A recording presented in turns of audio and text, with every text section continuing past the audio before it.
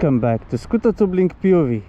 Today we have the 2025 Honda CBR600RR. It's not a pirate, by the way, in black, matte ballistic black. Then this is definitely the craziest bike I had on the channel until now. The Hornet was also very insane, but this one, well, this one is actually made to be a street track hooligan. So, and this color is definitely crazy. I mean, with the gold it would be perfect, but even this looks sick as hell.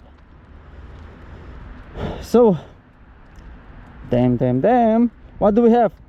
We have 600cc inline 4 engine developing 120 horsepower at around about 14,000 and something RPM, and it develops around about 63 Newton meters of torque at 11,000 RPM. So it's, as you might already know, a screamer bike.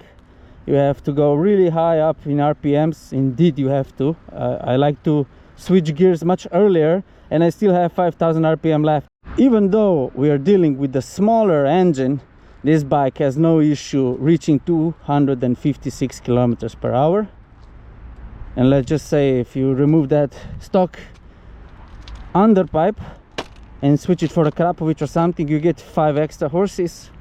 So 260 kilometers per hour should be, well, if you're in Germany it makes sense, but here of course we're going 130 maximum. The power is transmitted through the chain, through 6-speed gearbox. We have Quickshifter up and down, and it's very useful. We have very aggressive wind splitters, some downforce. Let's at this point also acknowledge the LED lights. We have beautiful design of the shape, also LED blinkers, and in the back a noticeable light, I guess, and also LED.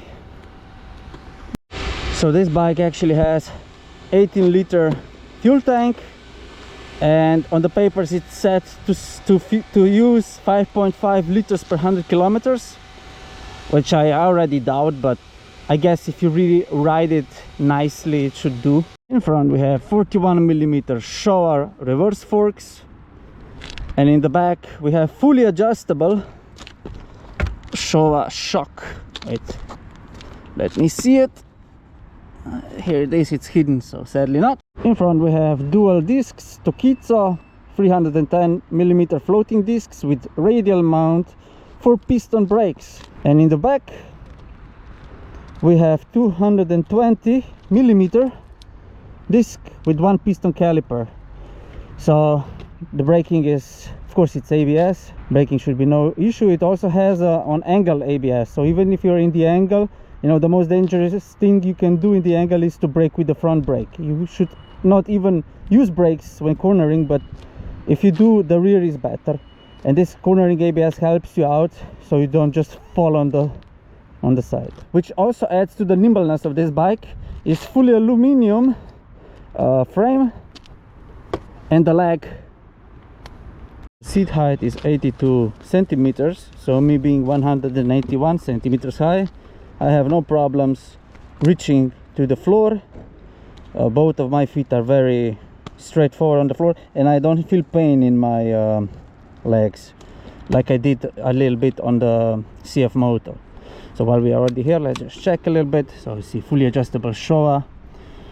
We have a full color TFT display. Of course we have the gearing, we have the RPMs, we have the modes. We can also of course switch them. We have total of 6 modes. So you have mode 2, mode 3, 4, and then you have also 3 user modes. Yeah, nice. We also have well, very simple components here. So left, right, hazard lights, long light, short light, turning on. Pretty simple, guys. Something I'm really missing here is actually the fuel gauge. I don't have a fuel gauge. This really annoys me. I don't know. I mean, I guess if you want to measure the consumption, you will have to do it by yourself. So that's something that should be here in 2025, in my opinion. But otherwise, Guys, this bike is absolutely crazy and it should not be allowed to be on the road. It's crazy, of course. Let's ride it. Let's start enjoying it now. I want to give big thanks to Domžale Moto Center for letting me test ride this CBR600RR today. They've been active since 1952 and they are an official importer of Honda and Ducati motorcycles. If you're looking for a top-end gear, top-end motorcycles, top-end services, look no further. Thanks again, Asa. Toots, toots, toots. So, here we are. So the exhaust is stock, but yes, it already sounds crazy.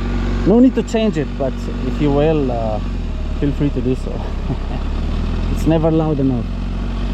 So how does it handle? Of course, I think I forgot to mention this bike has 193 kilos, so if you go for 1,000 it has just 10 kilos more, even less actually.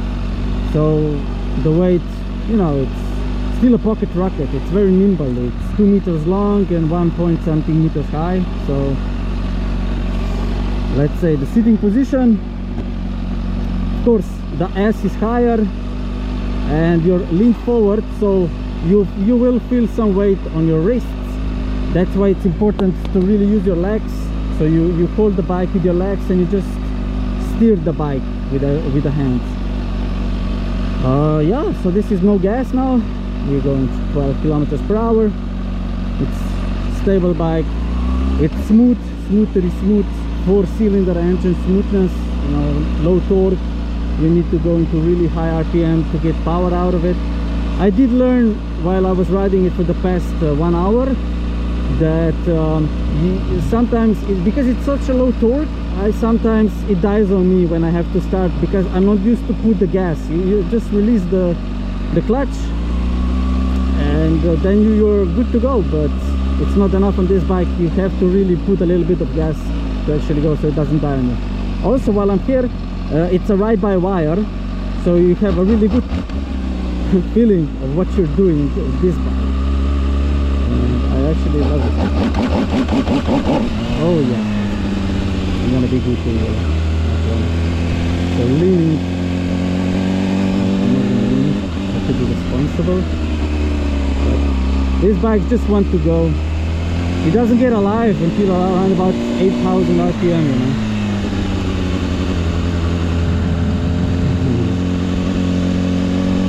Oh, it's great. So let's go on the road now.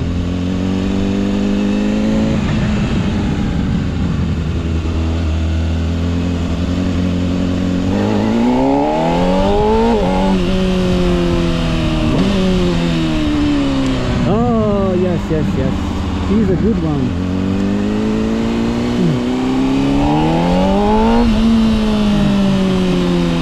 I am already smiling, guys. Already smiling. Maybe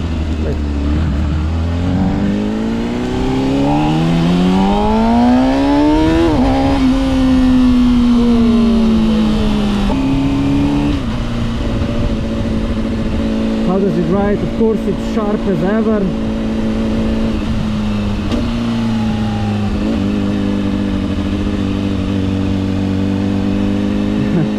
I already feel pain in my balls because I'm kind of, every time I release the gas I am moved forward. It's very, very powerful engine braking,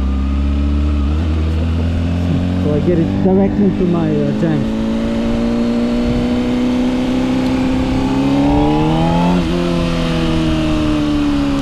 Yeah, but this bike just makes you want to go. Of course, you have to be very smart about it. Already see.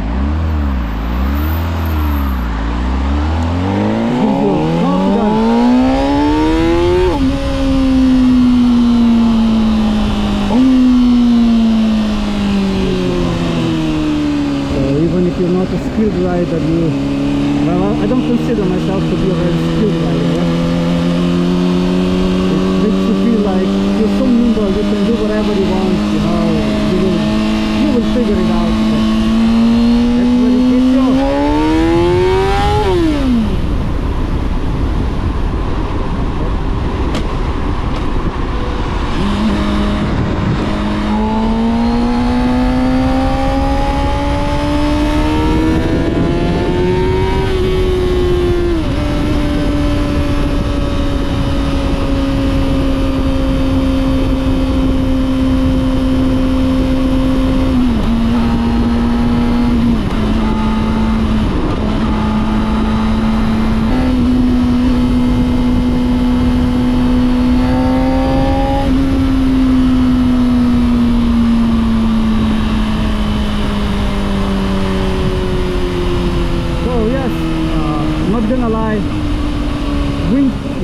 Here, even though I'm above, look, but I don't feel the wind like it did on the Hornet.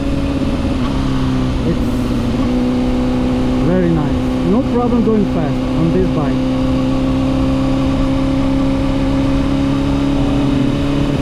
Of course, it's actually, you know, when the cab stops you because you have a super bike, it's probably reasonable, because this bike actually makes you want to be fast, get to places fast. And if you have a difficult day, a long day, and you just want to let something out, you can do something stupid very quickly. So I would have this bike, but I'm not sure it's I don't know. Okay. You have to be careful in any case.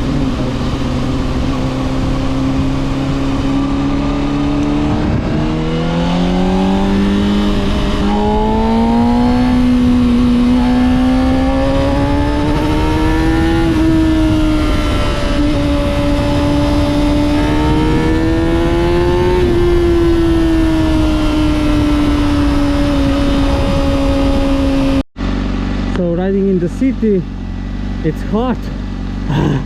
It's so hot, I'm melting. I actually burn my leg easily. You easily burn your leg here, so you need to have a gear.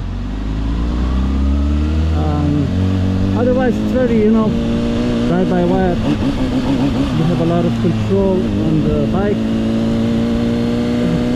Now I learned a little bit to use a gas so it doesn't die on me. It's so loud, it gets so much attention, guys. That's the only thing, you know. If there's a police guy, he will stop me immediately, but I hope not.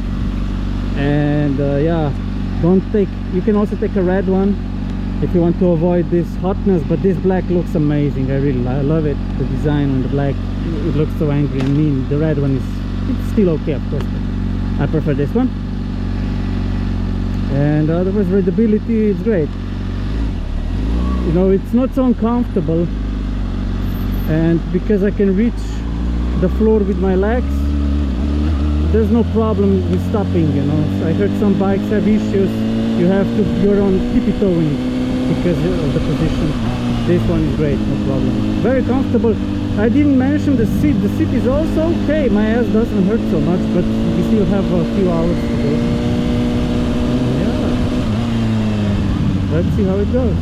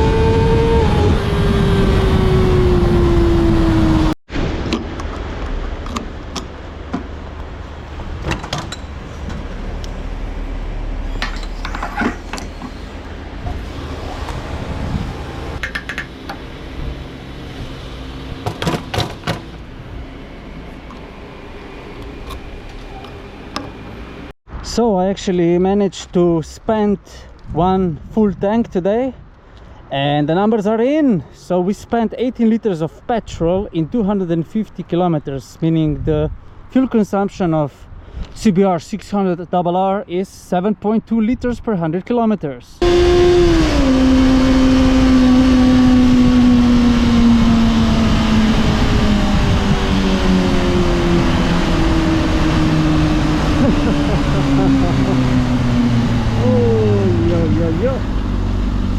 Yeah, so anyways, the visibility in the mirrors is very good. But yeah, this is a crazy bike. I love this bike. I would have one. It gets a lot of attention, maybe a little bit too much, so you need to have a garage 100%. You know, jealous people everywhere.